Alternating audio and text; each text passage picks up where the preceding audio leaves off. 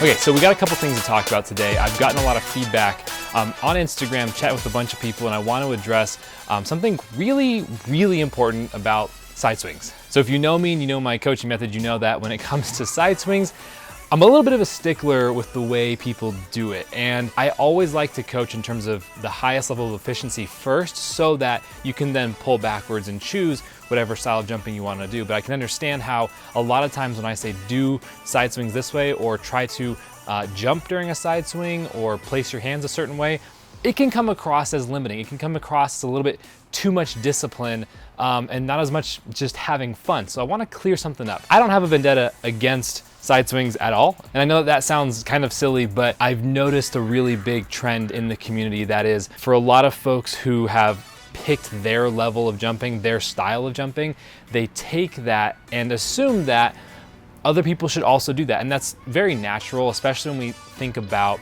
specifically within the context of really high level competitive jump ropers. Objectively speaking, those skills from a competitor are the highest level. Those are the most efficient forms of those skills. And that does naturally sit at the top if we're looking at it in terms of purely skill execution. But that does not necessarily mean that everyone needs to strive towards that. I'm gonna show you what I mean a little bit. There's different ways to do. I'm gonna use the swings to explain the difference.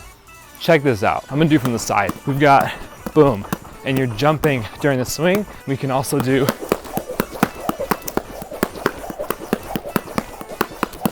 and those are different. Another huge part of this is how you move in between different skills. This is a bigger subject to cover later, but you can swing out of skills. So for example, Kruger swing out, and you can prep your skills with swings and then swing in and then swing out and then swing in and then swing out and not jump at all the whole time.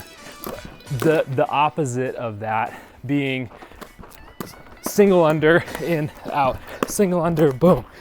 Okay, so you can see how that's different. You move in between skills differently. The reason this is important to me, I've just gotten so much feedback from people saying that they were not aware that this was a thing. They didn't know they were swinging in between skills and they weren't doing, single under, leg over, cross, out. And it's not bad. I want you to know that whatever style of jumping you choose is up to you, and it's on you what you actually enjoy the most. I've been told by other jumpers like, hey, Nate, I know that my Mick release or my Kruger or my toad cross or whatever skill it is, I know that it's not the most efficient and I don't want it to be.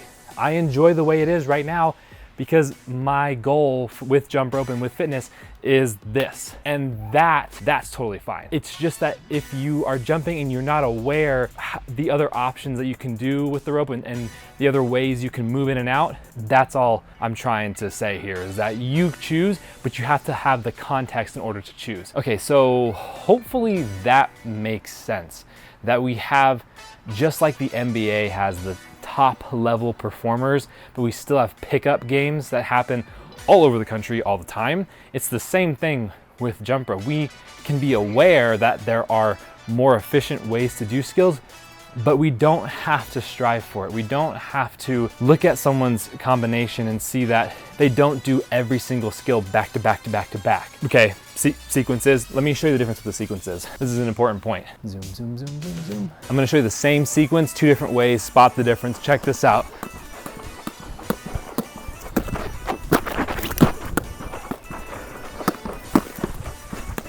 Okay, this is actually not gonna be the same sequence because I can't remember what I just did, but I'm gonna show you the difference.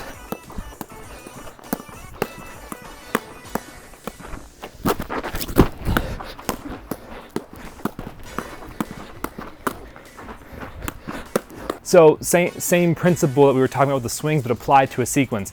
One of those, every trick was boom, boom, boom, boom, one after the other.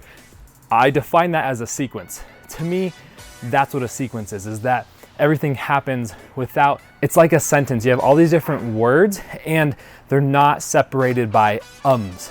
I have this jump rope that I can use for fitness versus I've got this jump rope I can use for fitness. Totally different, but here's where this comes from. In the competitive world of jump rope, a single under and a swing are worth 0. The same way in gymnastics, taking a step leading up into a handspring or a round off is not worth anything. It just serves as a setup for later skills. That's the same thing with singles and with swings. So your goal is not to eliminate all your swings and all of your open jumps. The goal is not to never swing out of a skill or never have swings while you're jumping. The goal is to be aware of all these different styles. If you can, I would recommend trying them all, see what they're like, and then, got a lot of hand action going today, and then take what works for you and keep it. And what doesn't, be aware that it exists and know that what you're working towards is something different. So I guess that's really just the point of what I'm trying to put out here is like, let's bridge this knowledge gap so that every different person in jump rope, everyone who is a jump roper and takes part in this community, everyone in this community can be aware of everything that exists and have mutual respect for each other. People who choose to do jump rope for specifically a fitness focus, there's really no need to practice competitive skills unless that's just fun.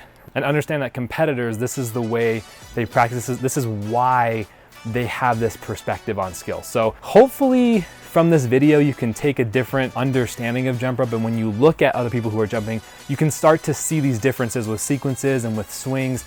And zooming in, because this is important, we're not here to say what is or is not correct. There is no right or wrong. There's no valence assessment in any of this at all. What we're doing is saying, here are the options, here's the context, choose. Find what makes the most sense for you. Okay, well, that's it.